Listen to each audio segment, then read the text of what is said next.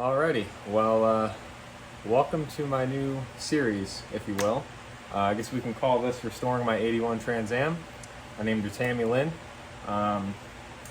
She's an all-original 65,000 mile WS6 red vinyl interior, 305/50, the 4-barrel, 4-speed T-top car. I'm gonna try to work on this thing for the lowest cost that I can, kind of just use whatever materials I have laying around the house. The biggest project on it so far has been just getting the thing to run better and drivable, which we have. And currently I'm trying to take on fixing the roof and the quarter panel.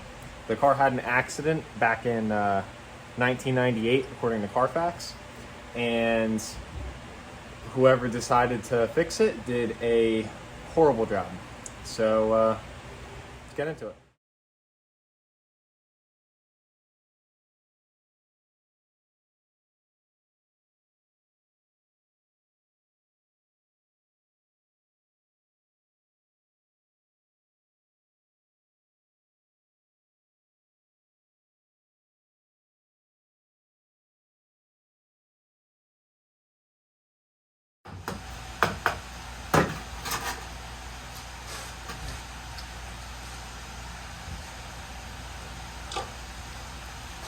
More hard heavy.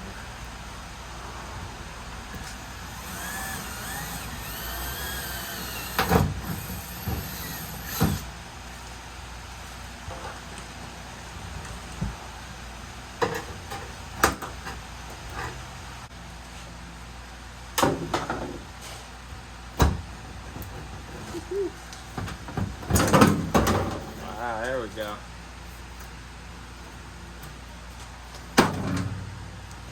Well,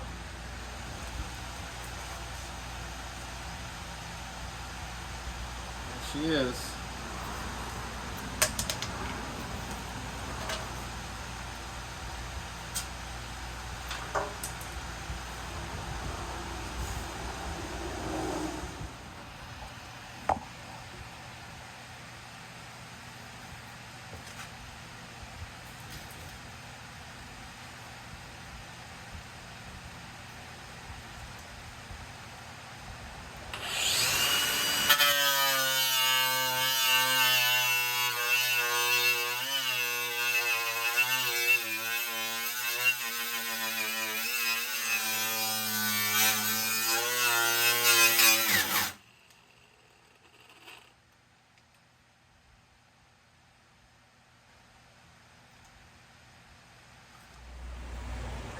Alrighty, so looking at what I've unearthed on this car that was hidden, looks like the taillight panel is green, so it's either from another Camaro or Firebird, I don't know. Kind of mangled up, so that's going to take a little bit of work to make better. Waiting for my grinder to charge. I only have one battery for it. I don't have a plug-in one, which I might invest in. It would probably come in handy, but I gotta wait a while for that to charge, so I figured I'd shoot this. But yeah, I'm thinking, depending on how I can make things work, I might try to use that patch, that red patch panel, and try to stitch that in rather than overlaying it and slapping it on with Bondo and rivets. So that's my plan for that. The roof is pretty fucked up. I need to drop the headliner either tonight or tomorrow and see if I can somehow try to massage it a little bit neater. At the worst, I'll end up having to do a new roof on this thing. I did find one on Facebook for a decent price, so we'll see how that goes. And the whole passenger side of the car, everything needs to be aligned on it. It looks like even the front bumper is mounted completely off. Looking at the core support where it is. So definitely got my work cut out for me. But as a first budget restoration, if you will, I think this is honestly a pretty damn good candidate. And it's only got 2 holes in the floor. One of them is directly under where the windshield is shattered over on the passenger side. I don't know if you can see it through all the dust. I'm still trying to unearth the history on this thing, I've so far only been able to speak to the guy I got it from, which he had the car for maybe 6 months, sat in a enclosed race car trailer the whole time he had it, and he literally put 5 miles on it.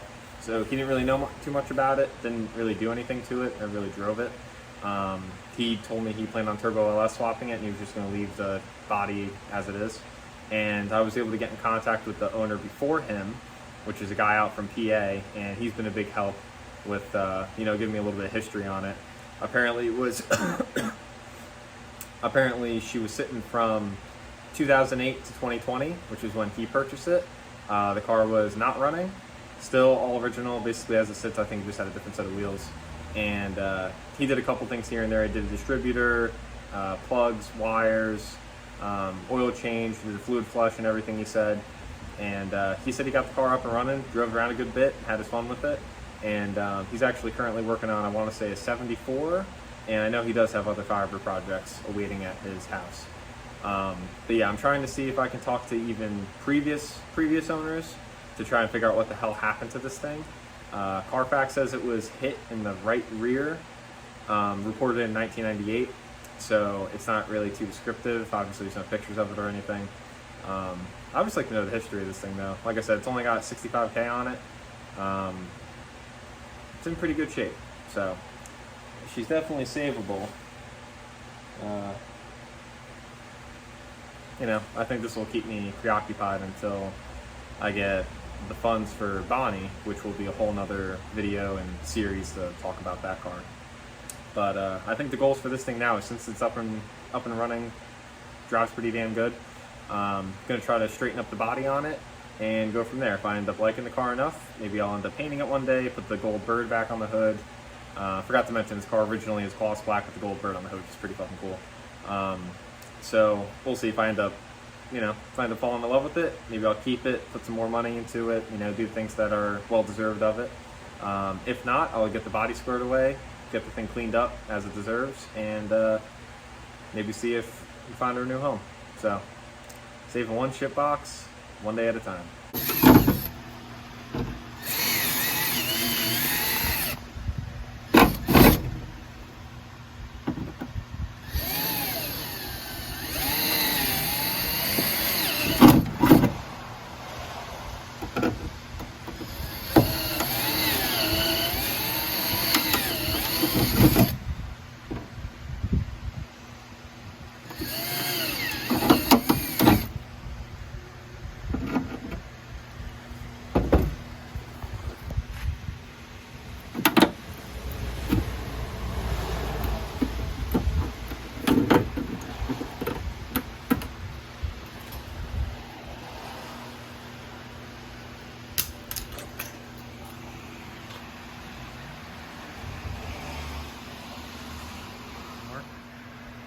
And then we have this nice patch that isn't even remotely flush to the body at all.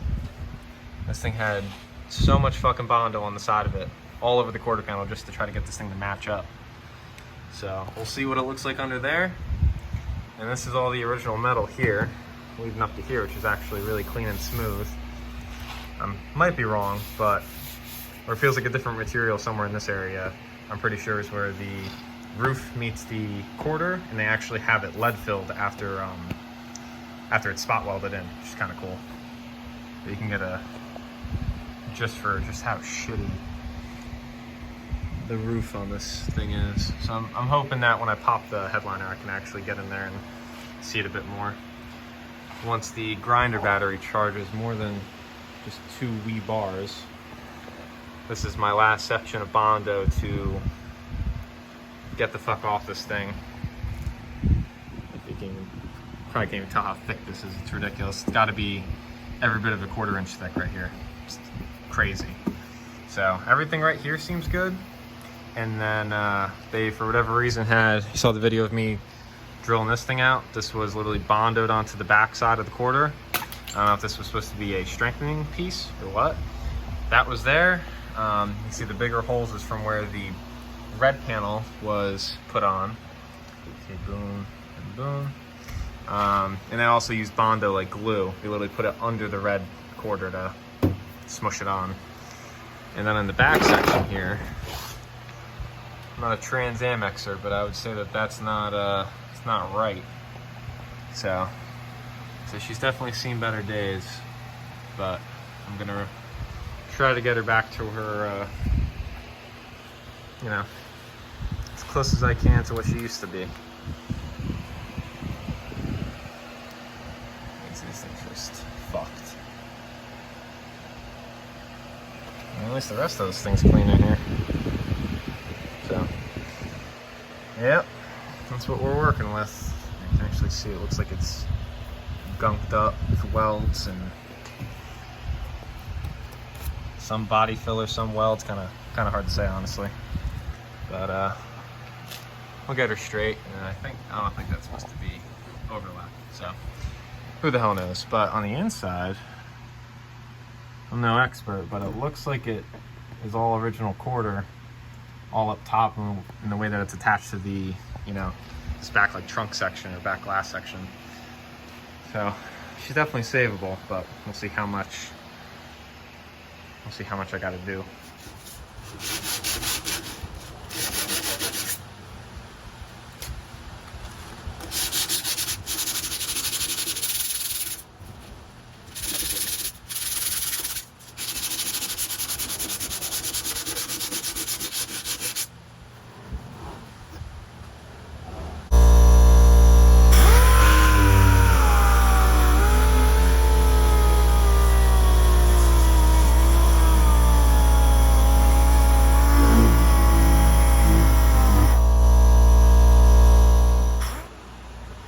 So for this patch that's behind the door, it's stitch welded on, and of course there's more rivets in it.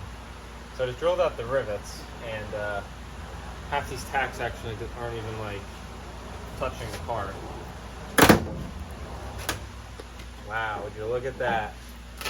Clean fucking quarter. Get the fuck out of here. Wow.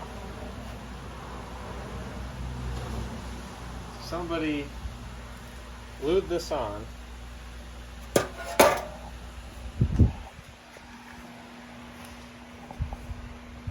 to hide this. I don't see any fucking problems here. Looks fine to me. It's only rusty from the other fucking panel. Get the fuck out of here. That's awesome. Well, that saves a lot of time and effort. Cool. You can see. Maybe that's why. I'm pretty sure the door itself needs to come back a little bit. So, because it doesn't really fit the best up here. Also, this fender though. Fender isn't really mounted well. So, I think just after some panel alignments and obviously love here, I think this thing might not be too bad after all. Might just have to worry about this back section, but so far it's cleaning up well. Alrighty, so I ended up popping out this slipped over piece in the rear for the trunk. Right now I have it held up by the hammer. Basically, it was completely cockeyed when I was in the car originally, so I was able to massage out the really shitty taillight bezel and get this to fit into a better spot. Once it's actually, you know, pulled down in the right place, it actually fits up pretty well. It actually does fix this body gap pretty good. And then now I figured I'll wrap up tonight by trimming up the quarter panel a little bit. So I marked on the body itself basically where the actual quarter's cut. I mean, obviously it's kind of jagged. I haven't touched the actual body of the car yet. And then here I did it out into the wheel well, into the housing a little bit. So just off that, I was remocking up this patch panel, and I basically drew a line that was maybe ½ an inch off from the actual body, leaving me about a ½ an inch of extra, you know, metal on the red panel. And then now I just went back and did a dotted line for a conservative cut. So God forbid I do jack something up one way or another, I have plenty of meat left on the panel to, you know, kind of massage and play around with. So I think is my wrap up tonight. I think we're gonna trim this out, try to get it fitted onto the car, and see what she looks like.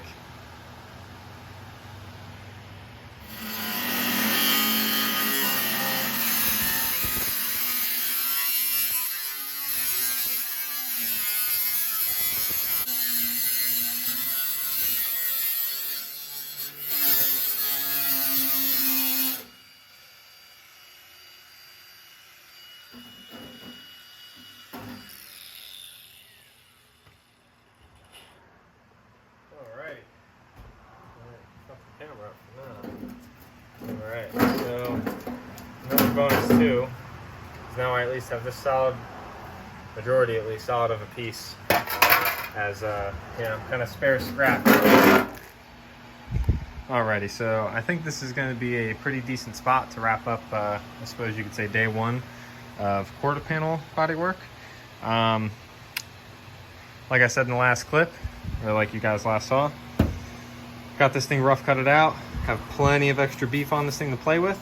So whether we're going to end up doing a butt joint or if we're going to have a piece of metal behind it and then have them bridged together, I don't know, I might do a little bit of research and see what the best case scenario would be, you know, what the best thing to do would be. But I am definitely excited to come back out here tomorrow and get this thing fucking in.